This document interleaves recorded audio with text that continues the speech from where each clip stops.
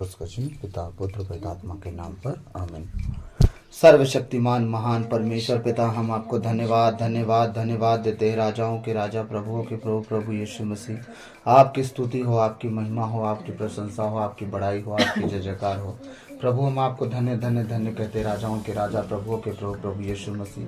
खुशी रात के लिए, आज के दिन के लिए, साम्राज्य के लिए पिता हम धन्यवाद देते हैं कि आपने अब तक हमें जीवित, सुरक्षित और अचानक मरण से बचाया। हर प्रिय घटना से, हर दुर्घटना से, हर एक्सीडेंट महामारी से बचाया, उसके लिए धन्यवाद पिता। आज तक जो भी हमसे मन वचन कर्म से और अपना कर्तव्य पूरा ना करने से जो हमसे पाप गुनाह हुआ हो, उसके लिए हमें क्षमा कीजिए, दया कीजिए, कृपा कीजिए।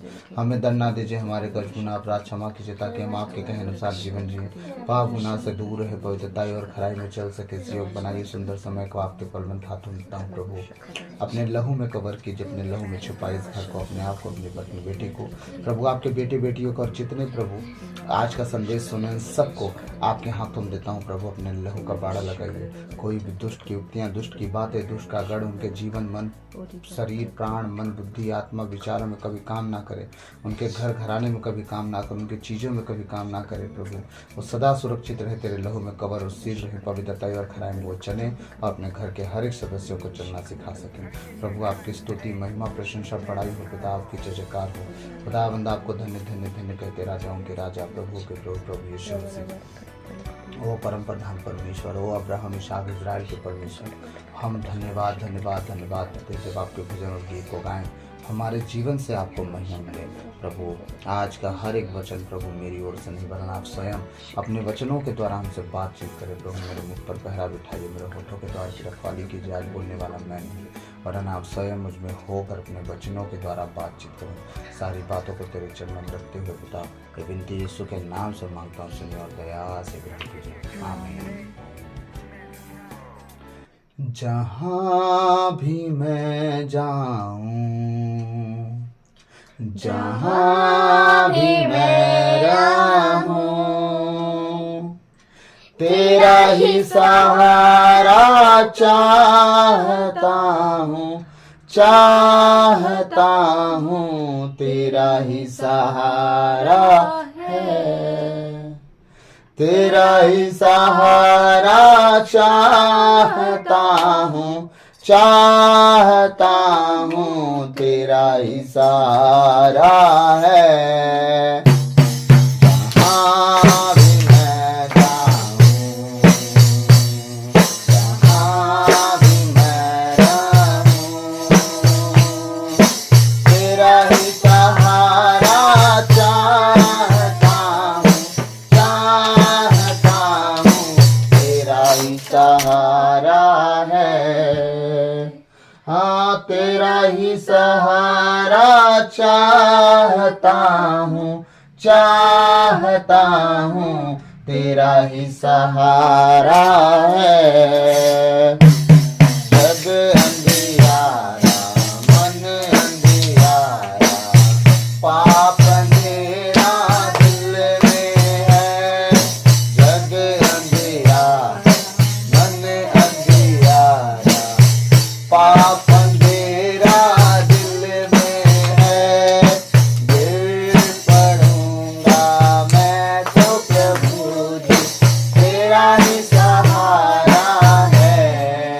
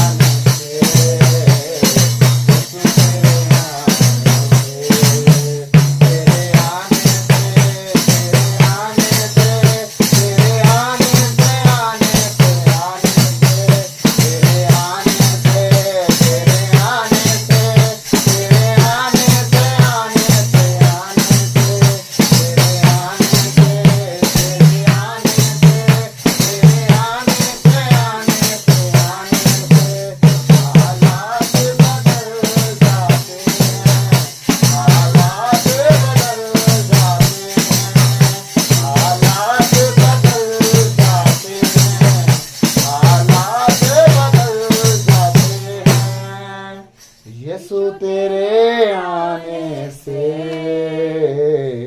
यीशु तेरे आने से, यीशु तेरे आने से, यीशु तेरे आने से। आमीन। आमीन। धन्यवाद धन्यवाद धन्यवाद हे पिता परमेश्वर, पवित्र आत्मा, प्रभु यीशु मसीह। हम आपके पाक पवित्र जीवित वचन को पढ़ने सुनने जा रहे हैं प्रभु। इसका हर एक वचन तो धारी तलवार की तरह हमारे जीवन में काम करे। आज का वचन हमारी हर एक कमी घटी को काट छाट के अलग करे और प्रभु हमें जीना सिखाए, आपके साथ चलना सिखाए, आपके साथ उठना बैठना सिखाए। हमारे जीवन के हर एक कमी घटी को हमसे दूर करना और हमें उससे अलग होना सिखाए, ताकि हम सीधे सिधाई में, पवित्रताई और खराई में चल सके, आपके पीछे आपके कहे अनुसार जीवन जी सकें। इस योग बनाइए प्रभु। प्रभु हम पर दया कीजिए, दया कीजिए, दया कीजिए प्रभु। आपकी तारीफ तारीफ तारीफ तारीफ, महिमा हो, प्रशंसा हो, बड़ाई हो, पिता आपकी जय जयकार हो। प्रभु आपके धन्य धन्य धन्य कहते हैं, राजाओं के राजा, प्रभु के प्रभु यीशु मसीह आपकी स्तुति हो, स्तुति हो, महिमा, प्रशंसा हो, बड़ाई हो प्रभु आपकी जय जयकार। सारी बातों को आपके चरणों में रखते हुए प्रार्थना यीशु के नाम को बख्ताव से हम मांगते हैं, सुनने दया से। आमीन।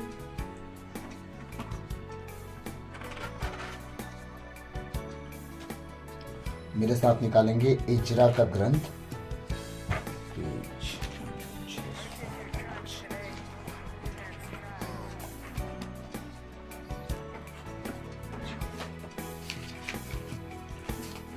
अध्याय 8। इजरा का ग्रंथ अध्याय 8 आपको मिलेगा पेज नंबर 614 पे। 13 पे अध्याय है, 14 पे बचे। इजरा का ग्रंथ अध्याय 8 पद संख्या 21 से 23 तक। तो मैं आप सबके लिए वचन पढ़ूंगा 21 से 23। यात्रा की सफलता की प्रार्थना, ये विषय है। यात्रा में अगर आप कहीं जानते हैं तो आप सीधे चल नहीं दीजिए। उसके सफलता के लिए पहले क्या करना है? हमें प्रार्थना करना है। अब थोड़ा समझिएगा, क्या यहाँ से हम कहीं ट्रैवल कर रहे हैं उसके लिए? वो तो एकदम दिनचर्या में होना चाहिए। लेकिन जब हम उपवास प्रार्थना कर रहे हैं,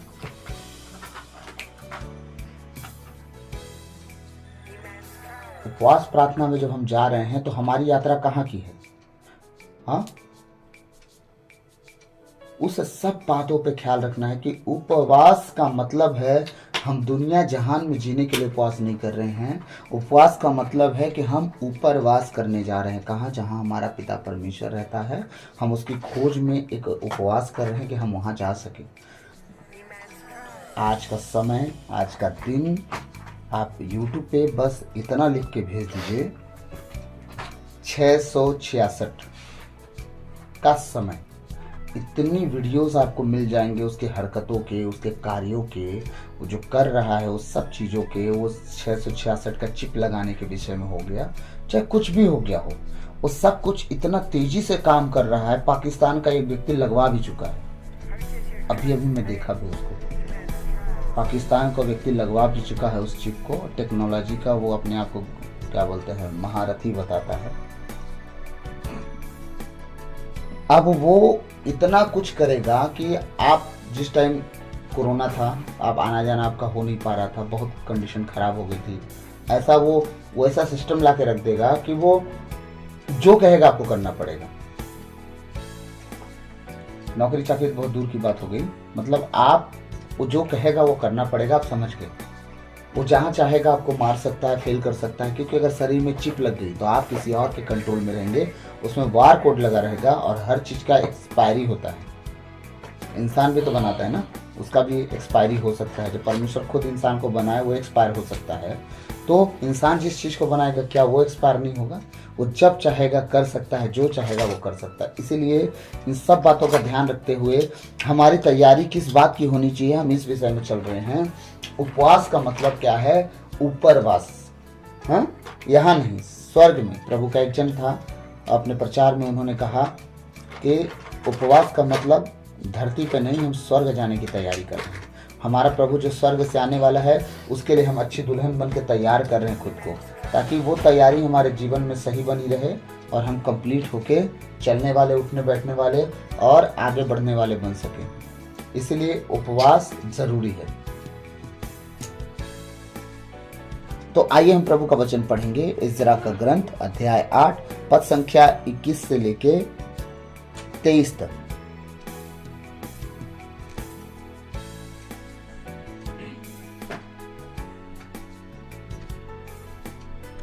वचन कहता है, वहां अहवा नदी के पास मैंने एक उपवास की घोषणा की। उपवास की घोषणा में पहला वीडियो में क्या कहा था? उपवास की घोषणा करो, सभा बुलाओ, बूढ़ों और देश के सभी निवासियों को बुलाओ, इकट्ठा करो और क्या करो? उपवास। योएल नबी का ग्रंथ अध्याय 1 पद संख्या 14 में आपको बताया हूं मैं। तो उपवास ना कभी कभी हमको सामूहिक करना चाहिए, लव लगा के करना चाहिए, मनचित होकर करना चाहिए अपने लोगों को। अगर आपको पता है कि उपवासी हैं तो उन्हें संगति में रखने की कोशिश कीजिए कि चलो हम एक दिन का तय करते हैं। आसपास के लोग अगर उपवास कर रहे हैं तो उनसे कहिए कि चलिए, अगर आप उपवास कर रहे थे, काम करते हैं, हम साथ में कोई समय बिताएंगे, चाहे वो बाइबल पढ़ने का हो, चाहे साथ में बैठ के प्रार्थना करने का हो, चाहे वो कुछ भी हो। तो एक समय तय करेंगे कि हम प्रार्थना कर लेते हैं, चाहे वो शाम का पारिवारिक प्रार्थना में इकट्ठे हो गए, आप कहीं भी। तो आप क्या कर रहे हो? एक दूसरे को आप बढ़ाने की कोशिश कर रहे हो। जो आपको पता है उन्हें बता रहे हो, जो उन्हें पता हो आपको बता रहे हैं। प्रभु के विषय में आदान प्रदान ज्ञान की बातें होंगी। ये है उपवास प्रार्थना का मेन मुद्दा कि आप क्या कर रहे हो? सभा बुला रहे हो। किस लिए बुला रहे हो? ताकि आप कुछ जान सको, कुछ सीख सको और अपने लोगों को बताओ और उनसे सीखो। आमीन।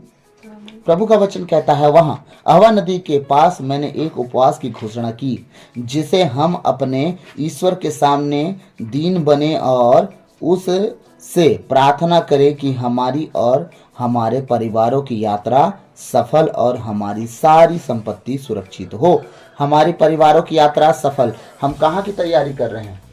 वो संसार की बातें नहीं। अब हमारी परिवार की यात्रा कहीं की नहीं है। अब हम घर में भी हैं, सुरक्षित हैं, इजराइलियों की तरह अब नहीं भटक रहे हैं। परमेश्वर हमें सबको सुरक्षित कर दिया कानान देश देके। हम सब अब एरिहो के दीवार के एकदम सुरक्षित वे में हैं। लेकिन अब डिपेंड करता है कि क्या आप अभी भी परमेश्वर के साथ हैं या उस परमेश्वर को छोड़ के किसी और वे में चले गए। अगर आप परमेश्वर को छोड़ के किसी और रास्ते में हो तो आप समझ लो आने वाला दिन आपके लिए सही नहीं है। लेकिन अगर आप भी परमेश्वर के आप साथ हो तो आने वाला दिन भी आपका है, समय भी आपका और बचाने वाला भी आपके साथ है। आमीन। तो हमारी यात्रा, अब ध्यान से सुनिए, हमारी यात्रा इंपॉर्टेंट है कि हम कहाँ की यात्रा कर रहे हैं। अहवा नदी के तट पर हमारी यात्रा उसके परिवार की तरह नहीं, हमारी यात्रा हमारे परिवार के साथ हमारे परमेश्वर पिता के घर की ओर होनी चाहिए। अब हम तैयार हैं? नहीं हैं तो तैयार होने के लिए समय कितना लेंगे आप? उम्र बीत गई, आधी से ज़्यादा उम्र गुजर गई, किसी की तो लगभग गुजर गई, किसी की तो आधी गुजर गई, किसी की तो शुरुआत भी है। परमेश्वर सबसे बेस्ट टाइम कब मांगता है इंसान का अपने लिए? परमेश्वर को वो दिन, वो उम्र कौन सा सबसे ज़्यादा पसंद है एक इंसान का? जवानी का उम्र। जब व्यक्ति जवान होता है, परमेश्वर उस उम्र में हर एक व्यक्ति से बहुत प्यार करता है। जब वो अपनी जवानी परमेश्वर के नाम करके अपने सारी अभिलाषाओं को साइड में करके सिर्फ और सिर्फ परमेश्वर के पीछे चलता है, वो पल परमेश्वर को बहुत पसंद है। वो उम्र, वो समय, वो कंडीशन खुदा को बहुत पसंद है। लेकिन इस टाइम के जवान क्या कर रहे हैं? थोड़ा सा आप फोन उठाइए और देखिए क्या चल रहा है। जवान लड़के लड़कियों का कहानी। चर्च में गिने चुने बच्चे मिलते हैं जिनके माता पिता बहुत सीरियस है, अपने बच्चों को सिखाने में बहुत समय लगा, इसलिए वो बचे हैं। नहीं तो बाकी हमारे चर्च में तो बच्चों का तो नामो निशान नहीं मिलता। यूथ मीटिंग रखा जाता है, यूथ मीटिंग। यूथ मीटिंग में बच्चे आएंगे, सिर्फ यूथ रहेंगे। उस दिन उनको जो ठीक लगेगा वो करेंगे। कुछ आएंगे, कुछ नहीं आएंगे। एक दिन की मीटिंग में हा ही हु करेंगे और चुपचाप अपने रास्ते आए और अपने रास्ते निकल लिए। दोबारा वो यूथ मीटिंग वाले कभी लौटेंगे नहीं। एक बात आप बताओ, एक साल में एक दिन का यूथ मीटिंग कर देने से आपके बच्चे क्या परमेश्वर के भवन में कभी पहुंचेंगे? 364 दिन वो शैतान के साथ जीवन जी रहे हैं, मोबाइल के कंट्रोल में हैं, संसार के कंट्रोल में हैं, अपने पढ़ाई के पीछे परेशान हैं। वो क्या बोलेंगे उसको? सब कुछ कंट्रोल में रखा है और एक दिन 365वां दिन आप क्या कहते हो, यूथ मीटिंग है, चले जाओ प्रार्थना करने, एक दिन तो चले जाओ। उससे क्या हो जाएगा, 5000 बच्चों में, दुनिया के 5 करोड़ बच्चों में अगर 1 लाख बच्चे बच ही गए तो 4 करोड़ और 90 लाख और कितना कितना जो हो रहा है, छोड़िए ना, हाँ 99 लाख रुपया है, 5 लाख जो भी हो छोड़ दीजिए, इतने बच्चे कहाँ गए। तो क्या सिर्फ 5 लाख बच्चों को बचाना है हमें? हमारे घर परिवार के बस एक ही सदस्य बचे, हाँ, जो बुनियाद है, जो सिस्टम है, जो सबसे ज्यादा समझने वाला है और बढ़ने वाला है, वो जो आगे का फ्यूचर है, भविष्य है, बताओ आप कि क्या उसके जीवन का क्या, हाँ वो ना बचा तो आप बताओ उस घर का क्या सिस्टम बना रहेगा और क्या बचा रहेगा, आगे क्या करेगा वो, अपने जीवन की तरक्की में वो क्या करेगा, अपने घर परिवार में क्या करेगा, आने वाले पीढ़ी में क्या करेगा, उसके घर घराने के लोग उसे क्या बता पाएंगे कि परमेश्वर कौन है। हाँ, जब वो खुद ब खुद शैतान में चला जाएगा तो बोलेगा क्या, हाँ पता है यीशु कौन है, मुझे सिखाने की जरूरत नहीं, मैं सब जानता हूँ। धर्म क्लास चला है ना, हमको सिखाया गया है ना, समझ गए। इसीलिए ज़्यादा आप अपनी ज्ञान में मत रहिए कि आप एक दिन भेज के अपने बच्चों को बचा लेंगे। इसलिए अपने परिवार की तैयारी करने की बात हो रही है कि वहाँ आहवा नदी के पास मैंने एक उपवास की घोषणा की, जिससे हम अपने ईश्वर के सामने दीन बने। क्या बने? अपने ईश्वर के सामने दीन बने और उससे प्रार्थना करें कि हमारी और हमारे परिवारों की यात्रा सफल और हमारी सारी संपत्ति सुरक्षित हो। आमीन।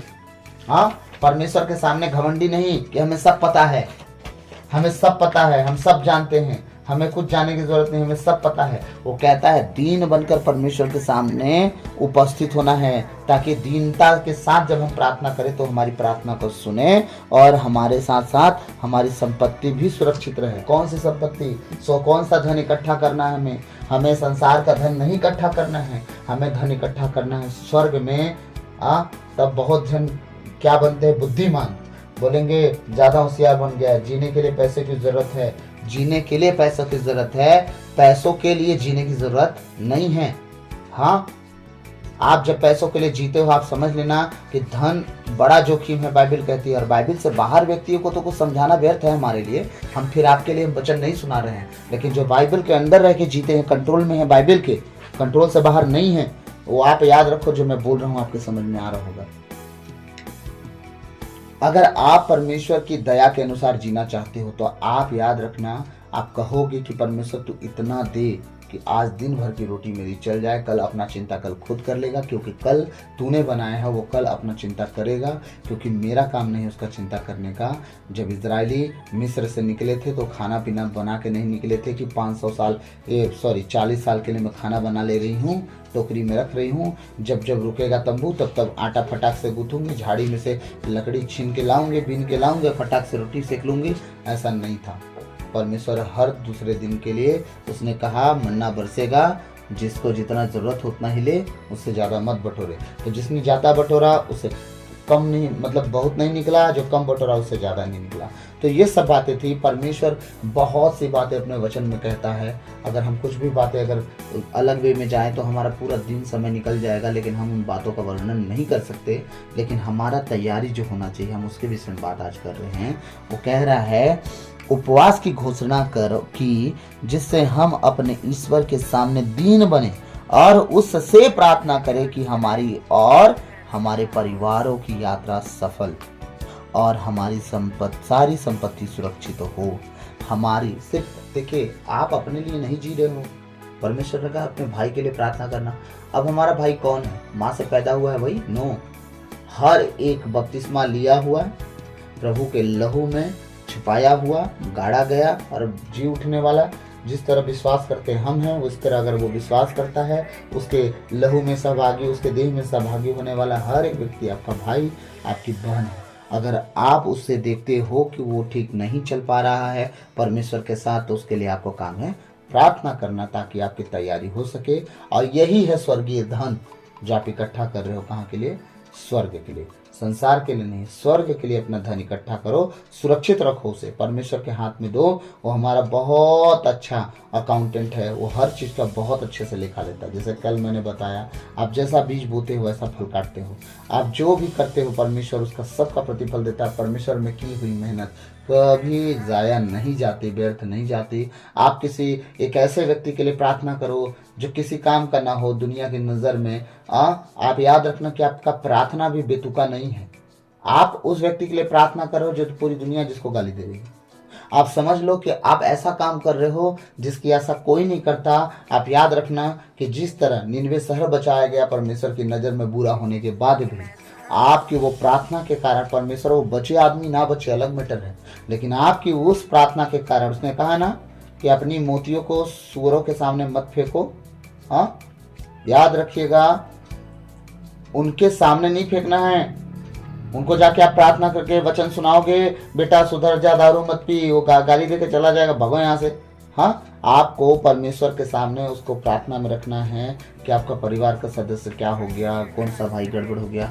मैं बता रहा हूँ कि उसका प्रतिफल आपको परमेश्वर दिखाएगा। वो व्यक्ति सुधरना चाहे ना सुधरना चाहे, लेकिन आपके घर का पर्सनली कोई व्यक्ति अगर टेढ़ा चलेगा, एक छोटी सी दुआ आप कर दोगे ना, परमेश्वर उस व्यक्ति को सुधार देगा। क्यों? क्योंकि आपने बिना स्वार्थ किसी के लिए दुआ किया, किसी गैर पर्सन के लिए दुआ किया।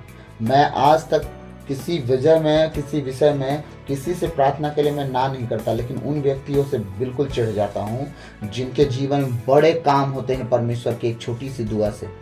जब मेरे पास पहली बार फोन करते हैं, प्रार्थना कर दीजिए, हमने प्रार्थना किया, गवाही जब देते हैं मुझे, तो मैं बस एक बात कहता हूँ कि आप अपने प्रभु के भवन में जाओ, वहाँ मिसा बलिदान करो, वेदी पर गवाही सबके सामने दो कि मेरा प्रभु मेरी दुआओं को सुन लिया। वो जब यही काम वो नहीं करते, कि जब मैं इतना उनसे मांगता हूं कि अपने प्रभु के भवन में जाकर संडे मिसा में निवेदन चढ़ाओ, जब वो नहीं चढ़ाते और दोबारा किसी टाइम मेरे को फ़ोन करते हैं, तब मैं पिछले वाली गवाही के विषय में पूछता हूं। जब वो कहते हैं कि हमें समय नहीं मिला, तब मेरा ना जी जलता है इनसे कि किस तरह से जीवन जी रहे हैं। मैं ओझा सोखा हूँ क्या इनके लिए कि बाबा झाड़ दो, मेरे को थोड़ा फूंक मार दो, सब ठीक हो जाए। फूंक तो यीशु मसीह मारेंगे और प्रकाशना ग्रंथ में मारेंगे, और वो मारा कौन जाएगा फूंक में? शैतान। बस एक फूंक का है और खत्म होगा। मैं फूंक नहीं मारता। तो अब उस टाइम मुझे गुस्सा आता है, मैं खरी खोटी भी सुनाता हूँ उनको कि आप अपने प्रभु के सके नहीं हो। और मैं आपसे प्रेम से बात करूँ, मेरे से ऐसा मत करिएगा। अपने प्रभु का जो नहीं है, यीशु मसीह का जो नहीं है, मेरा क्या होगा? इसीलिए अगर आप इज्जत से, अगर प्रभु आपके जीवन में काम करता है, चर्च के सामने गवाही दो, परमेश्वर परमानेंट सेल ठोक देगा कि इसकी गवाही गारंटेड है और वो गवाही खराब नहीं होगी। जब आप गवाही नहीं देते, शैतान कहता है भैया इसकी गवाही खराब करो। क्यों खराब करो? क्योंकि इसने तो गवाही दी नहीं, परमेश्वर का मोहर अपने ऊपर लगवाया नहीं गवाही के साथ कि प्रभु ने उसे बचा लिया, उसे संभाल लिया, अब उसे कुछ नहीं होगा। वो विश्वास करता है, विश्वास करती है। यही कारण है कि शैतान उसे अवसर ढूंढता है। इसलिए अगर एक हफ्ते के अंदर कुछ काम हो आपके जीवन में, ढूंढ लो। आप नहीं जा रहे हो चर्च, कोई बात नहीं, कोई पर्सन तो जा होगा जिसे आप जानते हो, उसे ढूंढो, बोलो मेरा निवेदन टाइप करो और जाके मिसा चढ़वाओ मेरे लिए। आप देखना कैसे गवाहियां सील हो जाती हैं परमेश्वर के लहू में, कभी खराब नहीं होती। आमीन। और आपकी तैयारी कहाँ की होनी चाहिए? हमारी तैयारी स्वर्ग राज की होनी चाहिए। हमारी यात्रा स्वर्ग राज के लिए होनी चाहिए। हम सिर्फ अकेले नहीं, हम अपने परिवार के साथ स्वर्ग राज की तैयारी करें। जो उपवास आपके घर में कर सकता है उसे आप मनाओ। पहले शुरुआत करो एक टाइम से, फिर एक दिन से, फिर 3 दिन से, फिर 21 दिन से, 7 दिन से, 40 दिन से आप तैयारी करवाओ। हर एक व्यक्ति को प्रार्थना करने वाला बनाओ, उपवास करने वाला बनाओ। जब उपवास करते हो तो अपने आप को छोटा बनाते हो। आप देख लेना, वो उपवास आपको नम्र और दीन करेगा। लेकिन अगर उपवास में घमंड आ रहा है तो आप समझ लो आपको प्रार्थना की बहुत ज़्यादा ज़रूरत है। अभी आप प्रार्थना में बैठो समय दो से, ताकि वो आपके जीवन को एक बहुत अच्छा शेप दे सके। जिस तरह कुम्हार मिट्टी को बहुत सानता है, पैर से कूचता है, हाथ से कूचता है, इतना कुछ करने के बाद चौक के ऊपर रखता है, फिर उसे खूब घुमाता है। उतना घुमा दे आदमी तो बचेगा नहीं। जब खूब घुमा देता है, इसके बाद क्या होता है, पानी डाल डाल के एक बढ़िया आकार देता है। फिर उसे काट देता है धागा लगा के काट के हाथ से निकालता है और धूप में रख देता है। जब धूप उसे लगती है, सूखता है वो, फिर धूप से पेट नहीं भरा उसका, सीधे आग में डाल देता है। आग में डालने के बाद भी उसका पेट नहीं भरता और ठोक ठोक के देखता है। अच्छा आवाज आ रहा है तो ठीक, अच्छा आवाज नहीं आया तो रिजेक्ट, उसे वो तोड़ देगा और फेंक देगा। अगर अच्छा साउंड आया तभी वो अपने काम के पात्र में लगाएगा और लोगों के बीच में रखेगा कि इसे तुम ले सकते हो, एक काम का व्यक्ति है। हमारा परमेश्वर ऐसा है। क्योंकि कुम्हारों से रिलेटिव मेरे मामा का गांव है तो मैं बहुत अच्छे से जानता हूँ लोग को। ये सारी बातें, तो आपकी तैयारी जो है सिर्फ और सिर्फ सेल्फ सेंटर नहीं होनी चाहिए। आपके परिवार के साथ, अपने घर घराने के साथ आप अपनी तैयारी करो ताकि परमेश्वर आपके जीवन में काम कर सके। आमीन। यात्रा में शत्रुओं से अपनी रक्षा के लिए राजा से आदमी और घुड़सवार मांगने में मुझे संकोच था, क्योंकि हमने राजा से कहा था कि हमारे ईश्वर का हाथ उन सब की भलाई के लिए तत्पर रहता है जो उसे ढूंढते हैं, जबकि उसका क्रोध उन सब पर प्रकट होता है जो उसे त्याग देते हैं। हमारा परमेश्वर इतना सामर्थी है। जब लोग कहते हैं मदद मदद मदद, जाओ किसी से मदद मांगो, लेकिन क्या आपका विश्वास इस तरह सुदृढ़ है कि आपका परमेश्वर देने में, बचाने में, संभालने में सामर्थी है? लेकिन अगर इस तरह है, वो कहता है कि अपने राजा से मुझे डाकुओं की जोखिम से सवार घुड़सवार मांगने में शर्म आ रही थी, मैं नहीं जाऊंगा बोल के। मेरा परमेश्वर है ना, मेरा रक्षा करेगा, प्रभु मेरा चरवाहा है, मुझे किसी बात की घटी ना होगी। इस तरह से अपना जीवन यात्रा में शत्रुओं से अपनी रक्षा के लिए राजा से आदमी और घुड़सवार मांगने में मुझे संकोच था। वो कहता मुझे संकोच, लज्जा आ रही थी, मैं कैसे करूं? तब वो कहेंगे कहाँ गया तेरा परमेश्वर? बहुत लंबा लंबा हाँक रहा था। तेरा परमेश्वर तुझे बचाने में सामर्थी है, तुझे छुड़ाने में सामर्थी है, चंगा करने वाला परमेश्वर है। शैतान मजा लेगा कि नहीं लेगा? लेकिन जब आप उपवास प्रार्थना करके अपनी यात्रा कहीं का तैयार करते हो, दुनिया की कोई परिस्थिति जब आपके जीवन में देखे, कोई परीक्षा आ जाए, तो आप उस परीक्षा से कहो, सुन मेरा परमेश्वर मेरे साथ है, मुझे किसी बात की घटी ना होगी, मैं किसी से मदद नहीं मांगने वाली, मैं किसी से मदद नहीं मांगने वाला, मेरा परमेश्वर मेरे साथ है, वो मेरे लिए व्यवस्था करेगा। फिर आप जिसे एक बार कॉल करोगे, फोन करोगे, अपने जीवन के विषय में अपना दुख बांटोगे, मैं सच कहता हूं, क्या पता परमेश्वर उसी के द्वारा आपके जीवन में काम कर दे। आमीन। मेरे साथ एक बार नहीं, बहुत बार हुआ। मैं अपने दिल की बात को रखा किसी के सामने, परमेश्वर जो बहने मेरे जीवन में दिया, वो सारी कमी घटियों को उनके द्वारा पूरा करवा दिया। कभी सोचना नहीं पड़ा मुझे क्या करना, और उनके ऊपर बोझ भी नहीं बना वो बात कि वो कहीं से लोड की रखे हो अपने दिमाग में, नहीं। वो प्रभु के कार्य के लिए उनका कहना था, हमने रखा और सब कुछ पूरा हुआ। इसी तरह हमारे जीवन के साथ साथ हम सीखते भी हैं कि परमेश्वर जब हमारे साथ कुछ भी कर सकता है, तो अपने उन चुने हुए बेटे बेटियों के साथ क्यों नहीं करेगा जो दुख में जीवन काट रहे हैं और परमेश्वर को ना कोसते हैं, ना इंसान को कोसते हैं, ना अपने आप को कोसते हैं, बस प्रभु को धन्यवाद देते हैं। उनके आंसू गिरते हैं लेकिन प्रभु को धन्यवाद देते। कैसे प्रभु ना संभालेगा, कैसे ना बचाएगा। आमीन।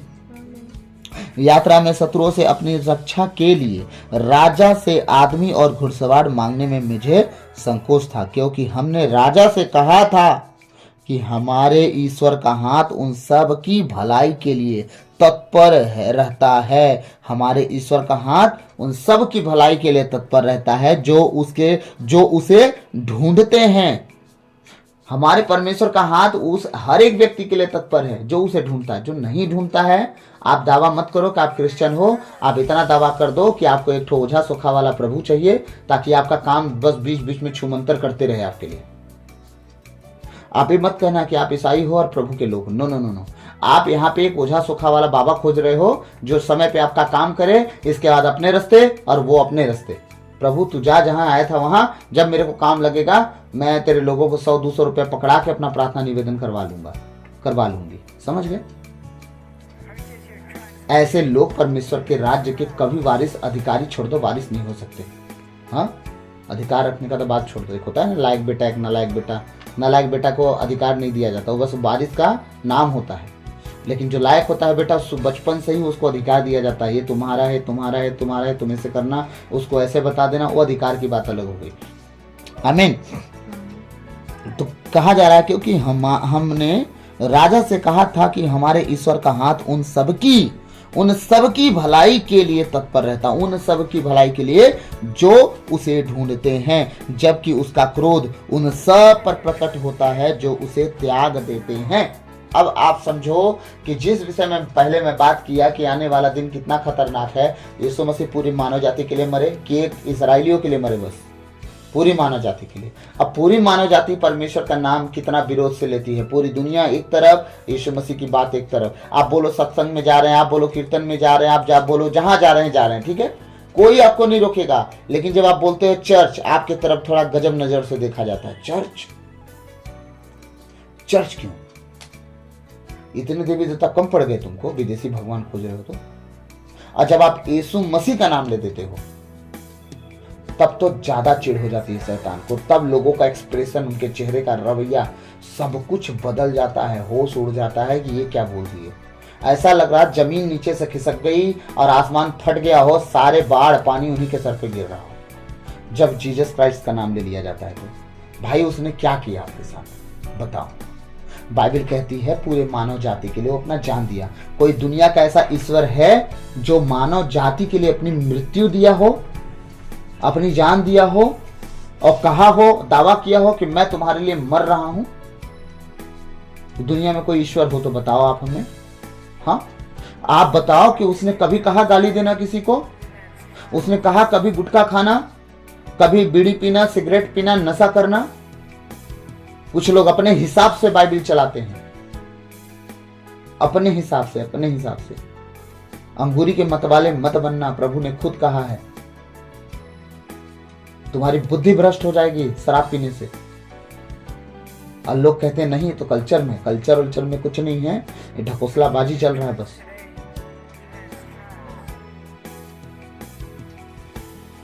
इसीलिए इन सब बातों का ध्यान रखना है। देखिए, जिनको समझना नहीं उन्हें हम समझा नहीं सकते, और जिनको समझना है मेरी बात वो अच्छे से समझ रहे हैं कि नहीं, शराब पीने से किसका भला हुआ है, नशा करने से किसका भला हुआ है, व्यभिचार करने से किसका भला हुआ है, इसलिए वो समझ रहे हैं। लेकिन जिसको नहीं समझना है उनको कुछ तर्क समझा दीजिए। वो पूरी दुनिया का हिसाब किताब बैठाएंगे, 4 बेवड़े और खोज लेंगे अपने लिए, और उनके हिसाब से फिर बातचीत होगी।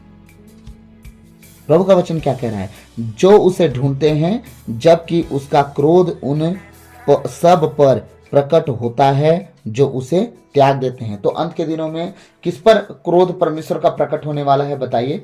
जो परमेश्वर को खोज रहे हैं उन पर। नूह के दिनों में किस पर क्रोध प्रकट हुआ? नूह के 8 परिवार के अलावा पूरी मानव जाति डूब के मर गई दुनिया में। मरी कि नहीं? तो बताइए, नूह परमेश्वर की आज्ञा पे चल रही थी कि पूरी दुनिया, इसलिए मर गई? नूह चल रहा था इसलिए वो बचा, उसका परिवार बचा, दुनिया के जो जीव जंतु देख रहे हैं आप वो बचा उसके द्वारा। लेकिन बाकी पूरी दुनिया जब जल से डूबी, जिस तरह प्रभु का वचन कहता है पुरानी पृथ्वी जिस तरह पानी से उत्पन्न हुई थी पानी में ही डूब गई। तो वो डुबा दिया गया, 150 हाथ ऊपर पानी चला गया। अब उन दिनों में परमेश्वर का वचन क्या कह रहा है कि जो व्यक्ति परमेश्वर की इच्छा पर नहीं चलेगा, फिर परमेश्वर क्या करेगा? उसे त्याग देगा और उसके क्रोध का वो उसको सामना करना पड़ेगा, और कोई ऑप्शन नहीं है फिर। और वो जलेंगे अनंत आग के लिए, क्योंकि वो आग ना बुझेगी ना कोई मरेगा उसमें।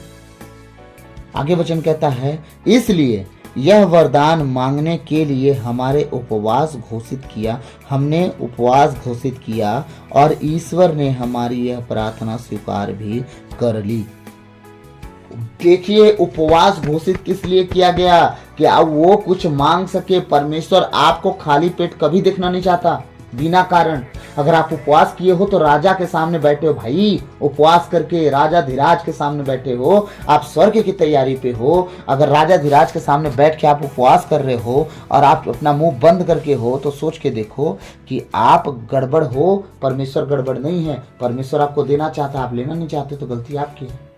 हाँ, कहा जा रहा है इसलिए यह वरदान मांगने के लिए हमने उपवास घोषित किया। वरदान मांगने के लिए। अब आपके जीवन में किस बात की कमी है? परमेश्वर कहता है जब उपवास रख लिए हो, घोषित कर लिए हो, एक मन हो जाओ और परमेश्वर के साथ बैठे और कहो, प्रभु मैं तुझसे प्रार्थना करता हूँ, मेरे बच्चे को सफल कर, उसे अच्छा पद दे, उसे एक रास्ता दिखा, उसके जीवन में ब्लेसिंग दे, ताकि वो तेरे राज को सपोर्ट करे, अपने कमाई के द्वारा, अपने दानों के द्वारा, दशमांश के द्वारा तेरे लोगों का सपोर्ट करे, तेरे घर का सपोर्ट करे। परमेश्वर तेरे भवन का साफ सफाई, वहाँ की कमी घटी पति का ख्याल रखे प्रभु, मेरे घर को सुधार, मेरे परिवार को सुधार, मेरे घर के मेरे पति जो पीते हैं दारू, वो पी के जो पैसे खत्म करते हैं वो रोक दे, तेरे भवन में मैं दूंगी, तेरे दासों को दूंगी। ये सारी बातों का ध्यान रखते हुए आप आगे बढ़ो। आप अगर परमेश्वर के साथ सही रीति से चलो, आपका परमेश्वर आपके पूरे घर को सुधार के रख देगा। बच्चे नशे में नहीं जाएंगे, पति का नशा छूटेगा, घर परिवार सुधरेगा। लेकिन हम अपने हर एक परिस्थिति में परमेश्वर के साथ गड़बड़ चलते हैं, इसलिए गड़बड़ी आपके जीवन में बनी रहती है और सुधर नहीं पाती है। आप इस बात को लेके वरदान मांगने के लिए तैयार रहो कि प्रभु के साथ जब उपवास में आप हो तो एक वरदान भी प्रभु के सामने मांगो, ताकि वो सब बातें मिलकर आपके लिए भलाई को उत्पन्न कर दे और आपके जीवन में सब कुछ बदल जाए और जो आपने सोचा भी ना हो वो तक आपके लिए कर दे। और परमेश्वर है, वो परमेश्वर है, वो छोटा मोटा परमेश्वर नहीं है, बहुत सामर्थ्य और दया से भरा हुआ परमेश्वर है। वो जो कहता है वो करता है। अगर आप उपवास घोषित करते हो और उससे वरदान मांगते हो तो वो देता है। मैंने उपवास तो किया, लेकिन अपने इसे लगभग 3 साल मेरा होते जा रहा है उपवास, और मैं लगभग 3 साल में शायद 1 महीना का रेस्ट लिया हूँ, नहीं तो मेरा कंटिन्यू उपवास चला है 3 साल। और 3 साल में मैं पर डे 12 घंटा का उपवास रखा हूँ। ऐसा कोई दिन ना रहा हो कि 12 घंटा से पहले मैं कभी कुछ खाया होगा, बल्कि वो ज़्यादा दिन रहा मेरा, ज़्यादा 12 से 18 घंटा तक मैं उपवास किया हूँ पर डे 3 साल तक। ये मेरा सीक्रेट है, मेरा परमेश्वर मेरे साथ है। ना मुझे कभी कमज़ोरी आई, ना मैं कभी थका, ना कभी मैं लंबी सांस लिया। सच्चाई बता रहा हूँ, मैं आज भी उपवास में हूँ। आज भी रात में मैं घर से निकलता हूँ टहलने के लिए नाम पे, लेकिन मैं दुआ में जाता हूँ और रात में 4 घंटा, 3 घंटा, 2 घंटा, 2.5 घंटा, 4 घंटा, 3.5 घंटा मैं पैदल चलता हूँ, थकता नहीं हूँ। घर में आके फिर मैं बैठ के प्रार्थना करता हूँ। मेरा परमेश्वर मुझे 3 साल तक उपवास में रख के भी इतना बल दिया है कि मैं आज तक थका ना, सुस्ताया ना, रेस्ट लिया। बस कभी कभी परमेश्वर मुझे एक डायरेक्शन चेंज करने के लिए बोलते हैं, तो कभी दिन का उपवास, कभी रात का उपवास, लेकिन उपवास कभी नहीं छोड़ा मैं। इन 3 सालों में जब से प्रभु मुझे बढ़ा रहा है, तब से मैं 3 साल हो गए मैं लगातार उपवास कर रहा हूँ। अगर दिन का उपवास किसी कारण परमेश्वर मुझे रोका कि अभी दिन का नहीं करना है, तुझे रात का करना है, तो मैं रात का उपवास चालू किया हूँ। शाम के 6 बजे से सवेरे 6 बजे तक मैं कभी कुछ नहीं खाया। हाँ, और जब दिन का उपवास किया हूँ तो रात के 12 बजे के बाद मेरा शुरू होता है उपवास, और मैं दूसरे दिन शाम को 6 बजे खाता था, और ये चलता आ रहा है आज तक। मेरा उपवास इस तरह बना है।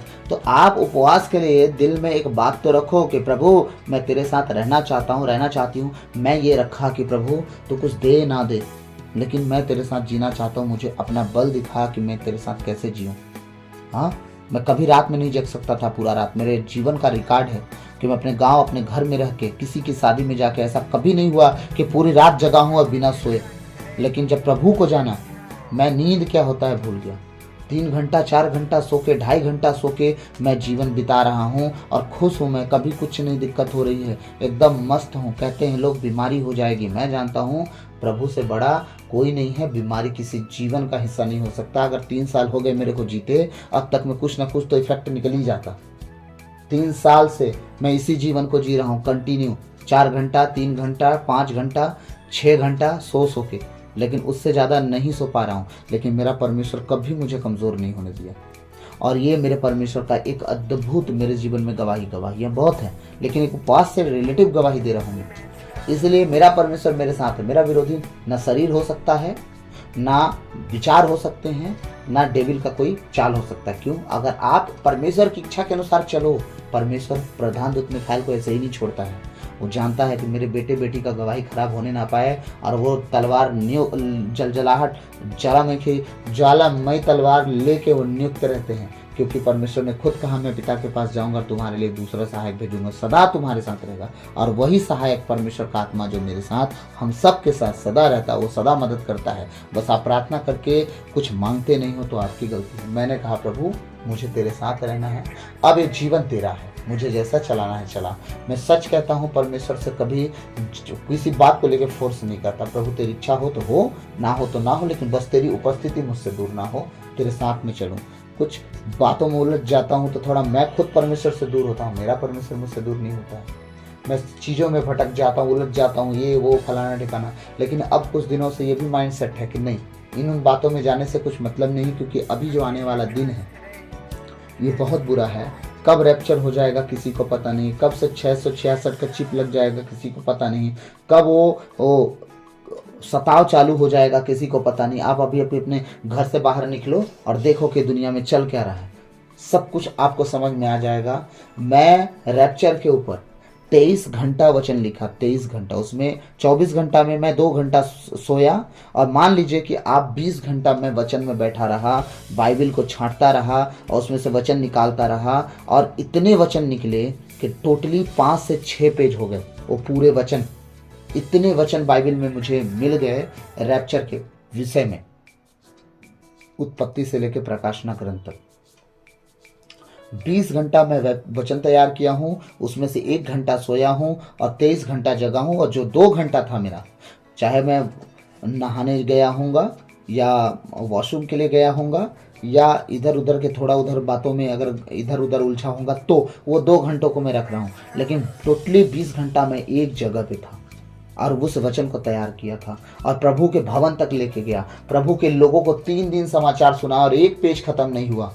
सोचिए कि मेरे पास वो 5 पेज हैं, वो एक दिन में 1 पेज 3 दिन में खत्म नहीं हुआ, और जिन लोगों के बीच में गया वो कभी उस वचन को नहीं समझ पाए और आज तक नहीं समझ पाए कि मैं उस जगह पे क्या बताया। वो सिर्फ चंगाई लेने आए थे, कि चंगाई प्रार्थना के नाम पे वो प्रार्थना घोषित किया गया था, वो चंगाई लेने आए थे। जब हम आराधना खत्म किए सब लोग नींद में थे, सब लोग, क्योंकि वो सब आलस से भरे हुए थे।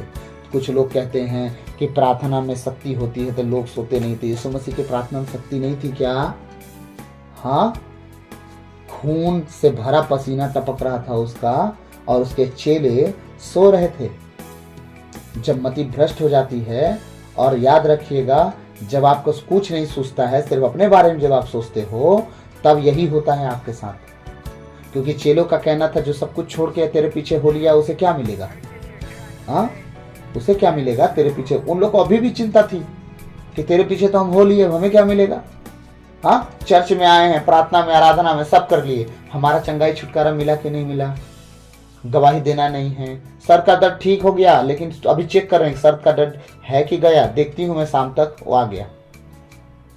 इसीलिए वो टॉपिक जो मैं खत्म किया, आज तक दोबारा उस टॉपिक पे किसी से शायद बात नहीं किया। मेरी एक बहन है, उसे और मैं अपनी वाइफ को, उस टॉपिक में मैं कुछ दिन तक वचन देता रहा। इसके बाद किसी कारण से वो रुक गया, लेकिन मैं सोचा हूं कि अब एक बार फिर से उसे खोलूंगा, फिर से सबको वचन सुनाऊंगा और जिसको सुनना होगा सुनेगा। लेकिन हाँ, ये हमारा यूट्यूब चैनल प्रभु का धन्यवाद कि एक अच्छा सोशल मीडिया का जरिया है। मैं इस पर कंटिन्यू 1 घंटा का वीडियो डालूंगा रैप्चर के ऊपर। मैं चाहूँगा कि बाइबल की छोटी सी छोटी बातों पे आपको एकदम बारीक बातों पे भी नज़र आ जाए। मैं ये भी समझता हूँ कि मैं पूरे वचन को 1 घंटा में भी कवर कर सकता हूँ, पूरे बाइबल को एक बार में दिखा सकता हूँ और आपको शॉर्टकट में समझा सकता हूँ कि प्रभु आने वाला है, आपको ले जाने वाला है। तो ये बताइए, जब सब कुछ आपको शॉर्टकट में मिल जाएगा, पूरी दुनिया तो प्रचार कर रही है ना, फिर मुझे गहराई से बताने की जरूरत क्या पड़ेगी कि आप किस तरह तैयार हो जाओ। वहां तो ये बताया जाएगा कि हाँ, एंटी क्राइस्ट आएगा, 666 का चिन्ह लगाएगा, नहीं लगवाओगे तो मारेगा पीटेगा, और लगवाओगे तो ठीक है, ये है वो है। अब इतना में आप कैसे समझोगे कि आपकी तैयारी क्या है? तो डरोगे बस। भय का परमेश्वर नहीं है वो, सामर्थ का परमेश्वर है, आपको डराने नहीं आया वो। तो मैं आपको डरा के परमेश्वर के राज में भेज नहीं सकता। मैं चाहता हूं आप स्वतंत्र होके, चुनाव करके, अपना जीवन उसकी तरह करके, जिस तरह वचन कहता है, आप परमेश्वर के राज में एंटर करो। आमीन। एक लास्ट वचन हम देखेंगे, समय आज बहुत हो गया है। एक लास्ट वचन देखेंगे प्रभु के, मेरा वचन निकालेंगे प्रभु का स्तोत्र ग्रंथ अध्याय 30 का 6वां वचन, 30 का 6वां वचन, स्तोत्र ग्रंथ अध्याय 30 पद संख्या 6। लास्ट वचन देखेंगे। उसका क्रोध क्षण भर रहता है, उसकी कृपा जीवन भर बनी रहती है। सांझ को भले ही रोना पड़े, भोर में आनंद ही आनंद है। आमीन। उसका क्रोध क्षण भर रहता है। आप जितना गलती गुनाह किए होगे, आपको लगता होगा क्या प्रभु मुझे माफ करेगा, क्या मेरे गुनाहों को माफ करेगा, मैंने तो बहुत पाप किया, क्या उपवास करने से मेरे गुनाह क्षमा किए जाएंगे? हाँ प्रभु के बेटे, हाँ प्रभु की बेटी, सच है, वो अपने वचन में लिख के कह रहा है, उसका क्रोध क्षण भर रहता है। मात्र जिस दिन उसका बच्चा कहता है रोते गाते आता है। और क्या आप अपने बच्चे को रो के, बच्चा अगर कह देता है पिताजी मम्मी मुझे माफ़ कर दीजिए, क्या आप माफ़ नहीं करते? हाँ, और कहता है तुम्हारे माता पिता जो संसार के पाप में जीवन जी के अगर तुम्हें नहीं माफ़ करते हैं तो मैं तो तुम्हारा धर्मी पिता हूँ, कैसे माफ़ नहीं करूँगा?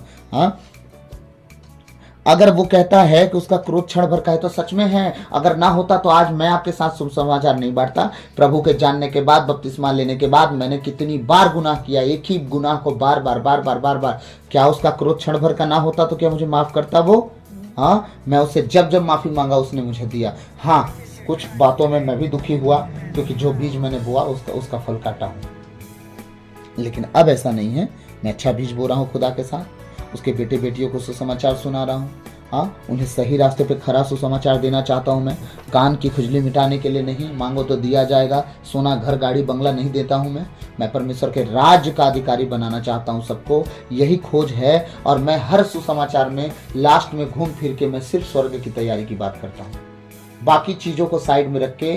क्योंकि संसार में आप जी रहे हो और जी भी रहे हो और जीते रहोगे, किसी के पास ज्यादा किसी के पास कम, लेकिन कोई न जी रहा है ना कोई मर रहा है, सब बराबर चल रहे हैं। ठीक है, अब देखो कि आपकी तैयारी कहाँ की होनी चाहिए। वहां के लिए तैयार नहीं, धरती पे आप कई दिन के मेहमान हो। आज हो कल का पता नहीं है आपको, आज रात जी रहे हो कल का पता नहीं है। हाँ, इसलिए मेरी तैयारी सिर्फ स्वर्ग की है। और मैं चाहता हूं कि मेरे साथ जितने प्रभु का वचन सुनने वाले हैं, सिर्फ धरती के लिए नहीं, स्वर्ग के लिए भी तैयार हो। मैं धरती का भी बेसिक बात बताता हूं कि कैसे चलो, छोटी छोटी बातें, और स्वर्ग की भी तैयारी के लिए मैं पूरी जानकारी देना चाहता हूं कि स्वर्ग कैसे पहुंचेंगे हम। आमीन। प्रभु का वचन क्या कह रहा है? उसका क्रोध क्षण भर रहता है, उसकी कृपा जीवन भर बनी रहती है। सांझ को भले ही रोना पड़े कि हमारे पास आज कुछ नहीं है, हम दिन भर से आज खाए नहीं, खाली पेट सो रहे हैं, लेकिन प्रभु क्या कह रहा है? भोर में आनंद ही आनंद है। क्यों? क्योंकि भोर में परमेश्वर धरती पे आता है अपने लोगों की दुआओं को सुनने के लिए। भूलिएगा नहीं, अदन की वाटिका में बड़े सवेरे परमेश्वर आता था आदम और हेवा से मिलने। सांझ को आता था वो आपसे, परमेश्वर अपने आदम हेवा से मिलने के लिए। अब परमेश्वर क्या याकूब से कब आया था? रात में आया, भोर तक रहा, जब सवेरा होने लगा तब गया। याद रखिएगा, भोर की प्रार्थनाओं के विषय में हम कभी बात करेंगे। भोर को आनंद ही आनंद होगा, क्योंकि भोर को जब आप अपने परमेश्वर के साथ बैठते हो, वो आपके साथ उपस्थित होता है, और आप जब उसे अपने दिल की बात कहते हो वो सुनता है। जब आपका राजा सुन लिया, आपका परमेश्वर सुन लिया आपके दुखों को, तो सोच के देखो कि आपके लिए आनंद की बात है या नहीं। आने वाले दिनों में क्या आपका दुख आपके साथ रहेगा? कभी नहीं। तो इन बातों का ध्यान रखिए कि आप अपने परमेश्वर के लिए अगर बहुत दुख में हैं, भोर को उठना सीखिए, प्रभु के साथ बैठना सीखिए, आप परमेश्वर के साथ बने रहना सीखिए। 8 घंटा ना सही, 1 घंटा के लिए उठिए, परमेश्वर के साथ बैठिए। हाँ, समय बढ़ाइए, 10 मिनट से शुरू कीजिए, आधा घंटा जाइए, 1 घंटा जाइए, 3 घंटा जाइए, 3.5 घंटा जाइए। दशमांश दीजिए प्रभु को अपने समय का, 2.5 घंटा, 2 घंटा 24 मिनट दीजिए उसे। 2.5 घंटा दशमांश होता है जो जीवन का दशमांश है। हाँ, इन सब चीज़ों पे ध्यान रखना शुरू कीजिए, और परमेश्वर देखिए आप सबके जीवन को बनाएगा, बढ़ाएगा, ऊंचा करेगा, और राज्य का अधिकारी भी बनाएगा। आमीन। तो प्रभु इन वचनों के द्वारा हम सबको आशीष दे। सबको जय यीशु। आइए हम प्रार्थना में जाएंगे। सर्वशक्तिमान महान परमेश्वर पिता, हम आपको धन्यवाद देते हैं सुंदर जीवित वचन को लेके। प्रभु, अगर मुझसे कोई कमी घटी रह गई हो प्रभु, उसे क्षमा करना। और प्रभु, मैं प्रार्थना करता हूँ तेरे बेटे बेटियों के लिए, जो बात प्रभु उन्हें सही लगी हो उसे वो ग्रहण करें, और जो उन्हें सही ना लग रही हो उसे वो ग्रहण ना करें पिता।